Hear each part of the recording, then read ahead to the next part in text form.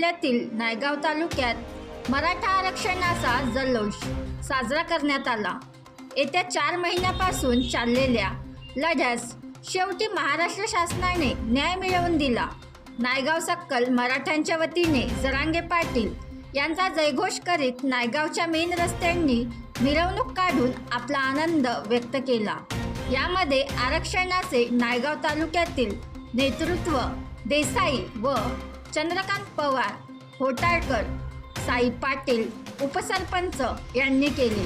छगन भुजबळ मुर्दाबाद असे नारे देत शिंदे सरकारचे अभिनंदन केले। ज्यांनी मराठा समाजाला आरक्षण मिळवून देतो म्हणून आझाद मैदानावर घोषणा केली, त्यावेळेस शासनाने एक शब्द देऊन त्यांना धोका दिला। तर त्याचा एक शब्द होता की मी समाजाला शब्द दिला आहे, मी समाजापुढे काय तोंड घेऊन जाऊन मी माझ्या डोक्यात गोळी घालून मरून जातो, कारण सरकार हे मला धोका दिलाय।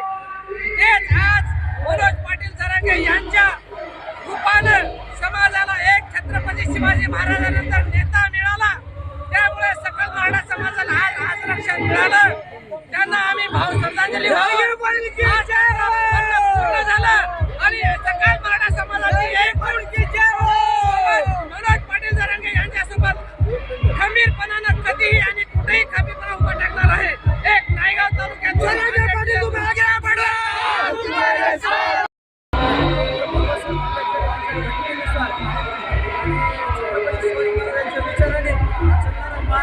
मराठा समाज हा महाराष्ट्रात बहुसंख्य आहे आणि त्यांच्या घटनेप्रमाणे आम्हाला आज मराठा आरक्षण मिळाले। त्याबद्दल तमाम मराठा बांधव आज खुशीत जल्लोष करत आहे। नायगाव येथील सर्व मराठा बांधव आज इथे उपस्थित आहेत आणि आपल्या जल्लोषाने आपला उत्साह दाखवून देत आहेत। तरी सर्व मराठा समाज बांधवांना माझ्या या शुभेच्छा। फिरत आहेत सरकारबद्दल काही जण वेगवेगळ्या भूमिका विशद करत आहेत। मला त्यांना आपण 99% जिंकलेली आहे 100% लढाईसाठी, कारण एकनाथराव शिंदे साहेब राज्य सरकार असेल केंद्र सरकार असेल एवढा मोठा दबाव होता, एवढे मराठी फुकले असते तर आरती निवडून दिले असते। त्यामुळे मला मुद्दाम सांगितलं पाहिजे या ठिकाणी हा लढा कष्टकऱ्यांचा गोरगरिबांचा लढा गरजवंतांचा लढा।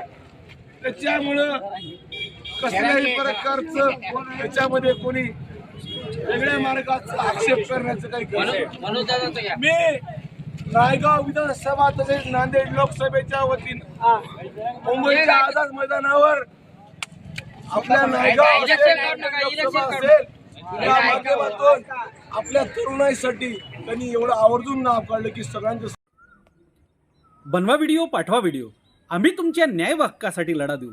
ताज्या बातम्या व घडामोडींसाठी पाहत राहा फक्त महाराष्ट्र लाईव्ह न्यूज। आजच आमच्या चॅनलला सबस्क्राईब करा, शेअर करा, कमेंट करा आणि हो, बेल आयकॉन दबायला विसरू नका। जय महाराष्ट्र।